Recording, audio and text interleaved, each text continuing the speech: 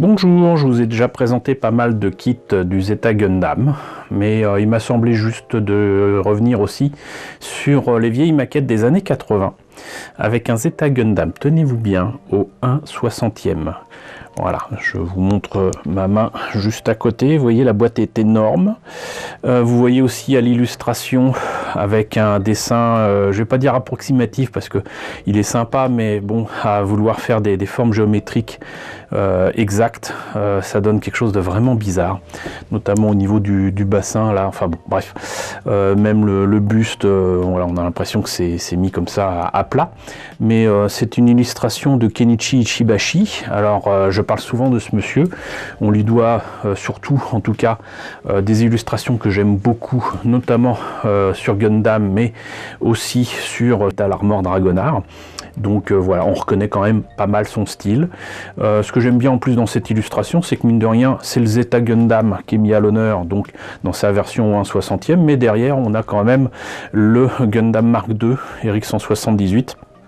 Et même en fait le Super Gundam, puisqu'en fait il a un truc supplémentaire qui peut voler à part et lui donner de l'énergie supplémentaire, en tout cas une puissance de feu supplémentaire en tout cas. Et tout au fond, alors on ne sait pas trop pourquoi, on ne sait pas trop sur quoi il tire, mais nous avons le Yakushiki que je vous ai déjà présenté aussi, mais certainement pas au 1/60e. Alors le Gundam Mark II, alors qu'il apparaît au tout début de la série Zeta Gundam, si je ne me trompe pas, n'a pas eu droit à cette version 1/60e en kit des années 80, le Yakushiki encore moins, mais le Zeta Gundam, oui. Je crois pas d'ailleurs que le Double Zeta Gundam ait eu droit à une version 1/60e, mais ça c'était quelque chose qui se faisait assez souvent au début des années 80 chez Bandai, et très certainement aussi en 1985. C'était de faire certains des mechas, en tout cas les mechas héros d'une série Gundam avaient droit à leur version au 1/60e. La première série avait eu droit à des grosses versions du Zaku, du Gundam, je crois même qu'il y a un Gouf, peut-être un Dome, enfin voilà, mais c'était des maquettes extrêmement simples et qui coûtaient pas très cher non plus. Par exemple là, cette maquette au 1/60e qui n'a rien à voir avec un Perfect Grade, hein, entendons-nous bien, c'est juste l'échelle et la taille qui est impressionnante. Ce kit était vendu 3500 yens, ça nous fait à peu près dans les 30 €. Voilà. D'ailleurs là, les restes d'une étiquette me font dire que j'ai certainement acheté cette maquette parmi les nombreuses maquettes que j'avais achetées d'ailleurs auprès de ce stand. À un moment, au salon de la maquette à Paris, il y avait régulièrement un stand de vendeurs italiens qui avait pas mal de maquettes qui m'intéressaient, donc du Gundam. Et je leur avais acheté d'ailleurs justement un Zeta Gundam transformable de cette époque-là que je vous ai présenté. Je vous mets le lien ici, mais pas que. Il y a quantité de choses que je leur avais acheté. C'était pas bien cher, en tout cas en francs. Donc du coup, je ne sais plus du tout combien je l'ai acheté, mais je dirais que si c'était 100 ou 200 francs, c'était certainement le prix que je pouvais mettre là-dedans. Donc c'était vraiment pas cher. Voilà. Je ne sais pas si la maquette est encore disponible au Japon. Je ne sais pas si du coup il y a moyen de l'avoir. Je sais juste qu'il n'y a pas très longtemps, un des magazines, le seul magazine spécialisé qui reste, je crois d'ailleurs, qui est Hobby Japan, puisque Dengeki Hobby Magazine n'existe plus, avait proposé de revenir sur ces vieux kits et de montrer comment les améliorer facilement et d'obtenir quelque chose du niveau de maintenant en termes de maquette. Alors, je vais vous faire le tour du propriétaire de la boîte. Comme d'habitude, je vous annonce juste la couleur, c'est que ça fait partie des kits qui ont très mal vécu mes différents déménagements de ces dernières années. Donc il est en très mauvais état, c'est pas la peine de relever l'état du truc. De toute façon, je vous le rappelle, moi quand je prends des maquettes, hein, c'est pas pour faire joli, c'est pas pour caler des meubles, voilà, c'est pour les faire un jour ou l'autre. Donc je dis pas que je me fous de l'état de la boîte, mais de toute façon c'est pas pour leur vendre ni rien, donc on s'en fout. Mais voilà, donc voilà un des côtés, je suis désolé. En plus je le prends, il est quand même un peu lourd, hein. J'espère que Monsieur Focus fait son boulot, mais vous voyez que une fois monté, en tout cas le torse rend pas si mal, beaucoup mieux que sur l'illustration en tout cas. Et là on va certainement le voir, ça tombe bien, voilà, debout. Alors c'est là que le bas blesse, vous voyez. C'est-à-dire qu'en fait, il y a clairement un problème de proportion au niveau du bassin et juste au-dessus du bassin et en dessous du torse. En fait, il y a moyen de lever un petit peu cette partie-là, d'au moins 1 cm. Je pense que ça devrait aller. Et pour le reste, les proportions ont l'air bonnes. Voilà, par exemple, là, il rend pas trop mal.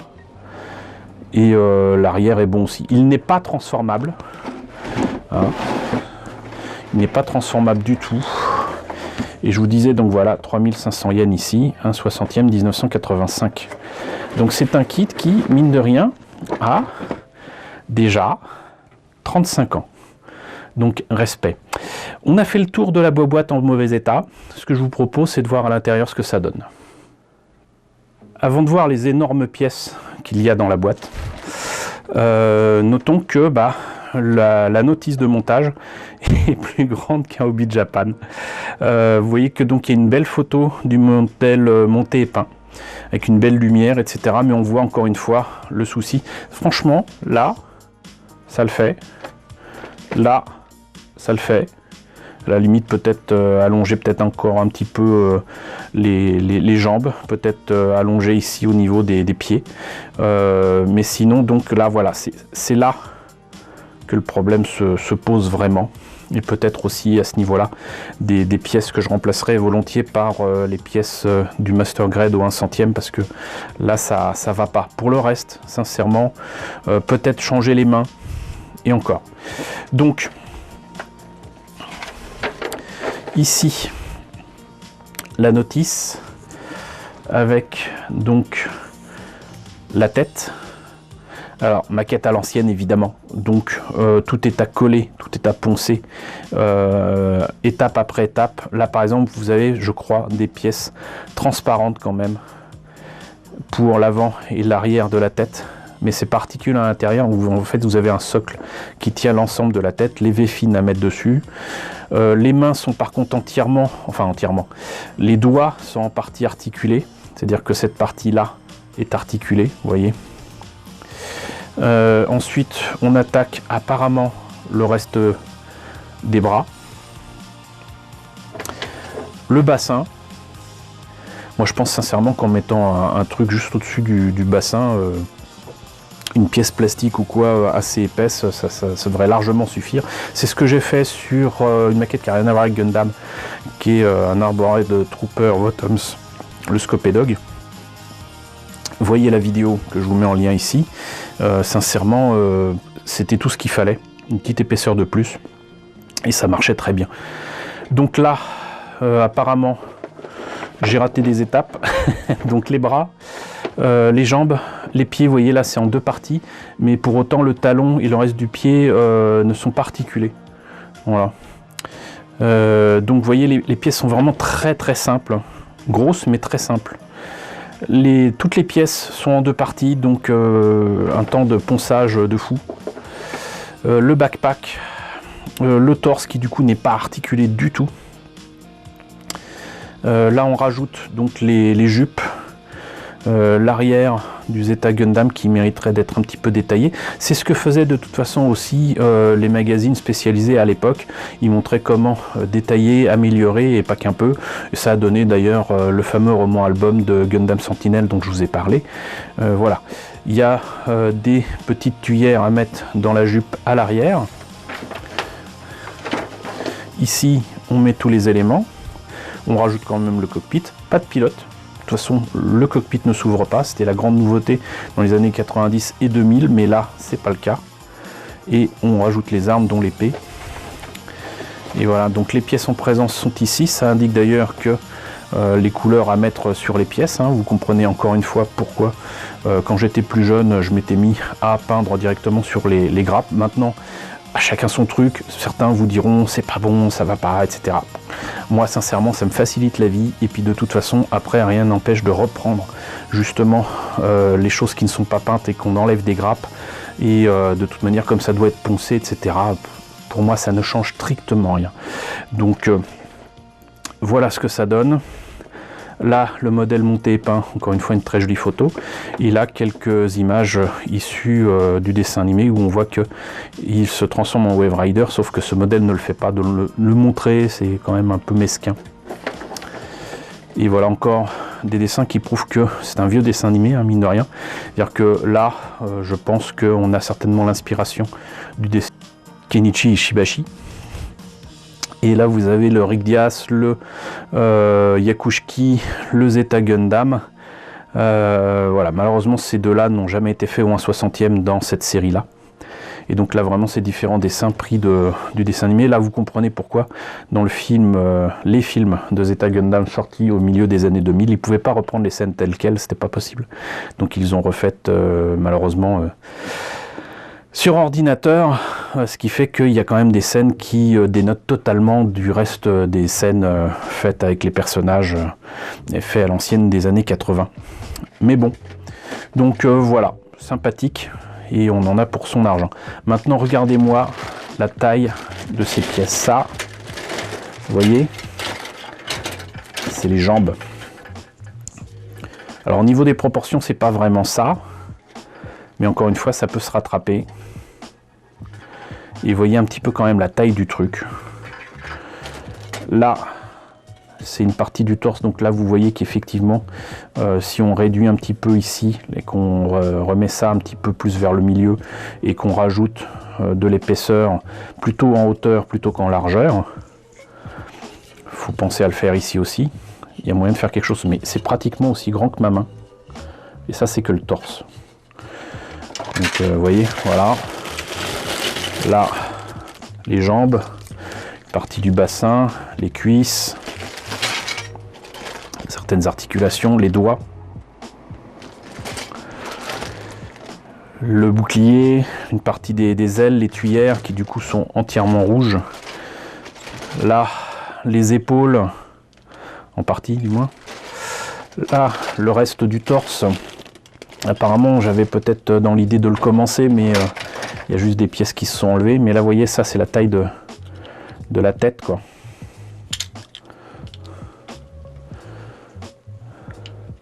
Et même là, il y a des choses à revoir. Je pense que ça mériterait de couper à l'intérieur, de mettre le visage un poil plus loin. Parce que là, là, par exemple, de face, j'aime pas. Là, ça va. Là, ça va pas. Comme c'est un kit à l'ancienne, vous avez des vieux pots de colle ici, c'est rigolo. Là, c'est le backpack. Encore une fois, vous voyez la taille. Et puis, bon, mine de rien, il n'y a pas énormément de détails, mais il y en a. Et j'arrête là parce que, bon, vous avez compris, de toute façon, mon propos. C'est une maquette à l'ancienne, donc vous avez le petit carton qui tenait tout ça.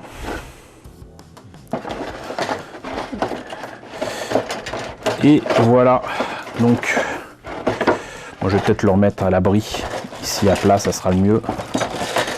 Mais donc vous voyez un petit peu ce que donne ce genre de kit, et vous en avez quantité qui existent. Alors certains sont plus moches que d'autres, hein, notamment les tout premiers kits des années 80 de la première série. Franchement, je vous les recommande pas, hein, que ce soit le Gundam, le Zaku ou quoi. Tout est à refaire, tout est à reprendre. Mais il y avait au 1/60e à un moment des kits qui existaient de Victory Gundam, de G Gundam. Alors je rappelle que G Gundam c'est disponible sur Crunchyroll, ça serait dommage que vous ne voyez pas cette série. Ça fait partie aussi des kits que je prévois de vous montrer. Avec Victory Gundam en plus c'est assez amusant, même si au final c'est moche, parce que franchement il a beau être transformable, la version robot on voit que c'est transformable et ça va pas.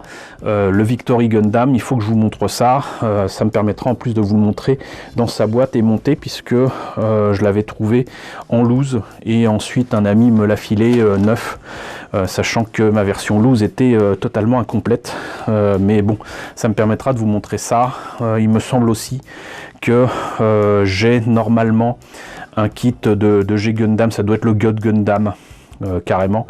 Là aussi en loose, je ne pense pas l'avoir en maquette complète sous boîte, et je dois avoir quelques kits comme ça, ou un 60e à vous montrer, et un jour ou l'autre je me déciderai à vous montrer le RX78 que j'ai en perfect grade. Le truc c'est que je l'ai acheté en loose sur eBay il y a des années, et que c'était avec un kit résine dessus qui permettait de faire en fait le RX78 1 et non pas 2, qui est donc gris quoi. Et bon, ça vaut le coup de le voir, mais le problème c'est qu'il tient pas debout, et que les pièces résine sont beaucoup trop lourdes pour lui. Donc on verra ça un de ces quatre. Donc voilà, c'était pour vous présenter un petit peu cette curiosité que sont les grosses maquettes de Gundam au 1/60e.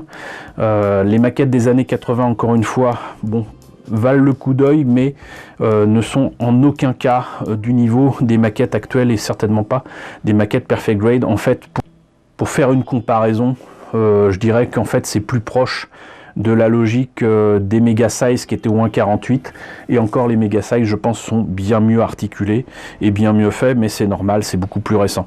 Donc voilà, vous savez à quoi vous en tenir pour ces kits là. Pour autant je pense que ce Zeta Gundam a du potentiel, et un jour ou l'autre je le ferai parce qu'il est simple, je le trouve assez beau, et il n'y a pas grand chose à modifier pour en faire une belle maquette à exposer vu sa taille. Voilà.